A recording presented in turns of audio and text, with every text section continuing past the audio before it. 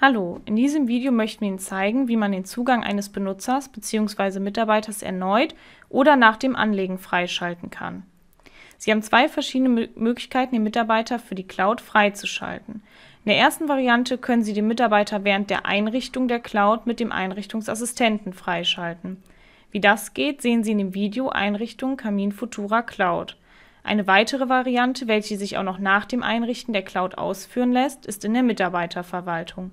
Hierfür gehen Sie bitte auf Dienste, Mitarbeiterverwaltung und auf den Reiter Cloud. Nun tragen Sie, wenn noch nicht hinterlegt, die Zugangsdaten für diesen Mitarbeiter hier ein. Hierfür brauchen Sie eine real existierende E-Mail, da dort ein Aktivierungslink hin verschickt wird. Zusätzlich brauchen Sie ein Passwort aus mindestens 8 Zeichen, welches Zahlen sowie auch Buchstaben beinhaltet. Anschließend klicken Sie auf Für die Cloud freischalten.